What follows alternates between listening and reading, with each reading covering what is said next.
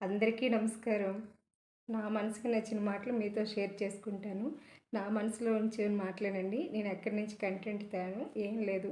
మనము అంటే మన లైఫ్‌ని మనకు నచ్చినట్టుగా మనం ఎంజాయ్ చేస్తున్నామా?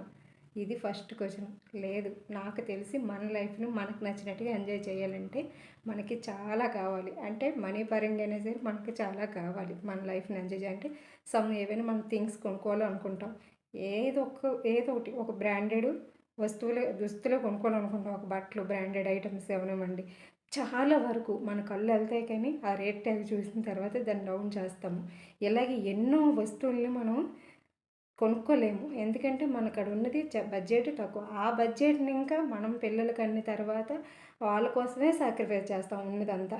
మన కోరికల్ని, ఇష్టాల్ని అన్నీ చంపుకొని పిల్లల కోసం మాత్రమే మనం బతుకుతాం. ఎందుకంటే వాళ్ళ తర్వాత మనకి ఇంకేవైనా. నేనేం చెప్పాలనుకుంటున్నానంటే ఈ వీడియోలోని మనం ఎలాగో ఎంజాయ్ చేయలేకపోయాం. మనం ఎలాగో మనకు నచ్చినవి కొనుక్కోలేకపోయాం. ఇంకా మనం ఏ ఏజ్‌లో ఉన్న ఎంజాయ్‌మెంట్ ఆ ఏజ్‌లో ఖచ్చితంగా చెయ్యాలి. ఆ తర్వాత ముసలైన తర్వాత డ్యాన్సులు చేయమంటే చేయగలమా? అఫ్‌కోర్స్ ఇప్పుడు ముసలోళ్ళు కూడా చేస్తున్నారులెండి. అది కాదు. మాట తీరు బట్టి చెప్పాను. ఏదైనా సరే డ్యాన్సులనే కాదు ఏదైనా సరే ఏజ్ అయిపోయిన తర్వాత ఎప్పుడున్న కోరికలు అప్పుడే ఉంటాయి.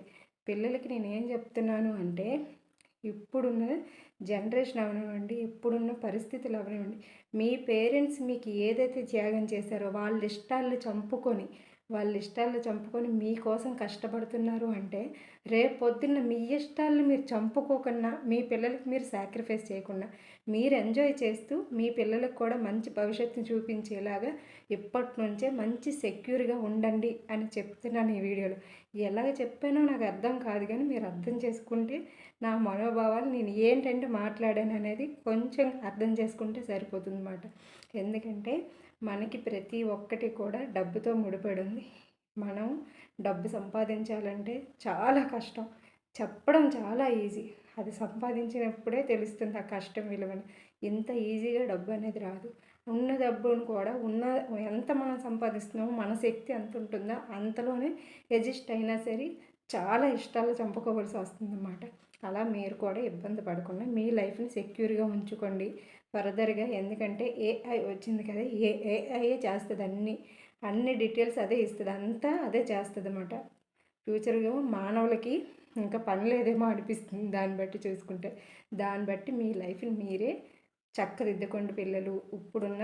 అంటే ఇప్పుడున్న బ్యాడ్ హ్యాబిట్స్ అవనివ్వండి ఏవైనా సరే ఎంజాయ్మెంట్ని తగ్గించి చదువు మీద కానీ మీకు ఏదైతే ఫోకస్ ఇంట్రెస్ట్ ఎక్కువ ఉంటుందో దాని మీద దృష్టి పెట్టి మీ గోల్ని సక్సెస్ చేసుకొని మీ లైఫ్ని మీరు మళ్ళీ మీ పిల్లల కోసం సాక్రిఫైస్ చేయకుండా మీరు మీ పిల్లలు ఎంజాయ్ చేసుకునేలాగా సంతోషంగా ఉండండి అని చెప్తున్నాను.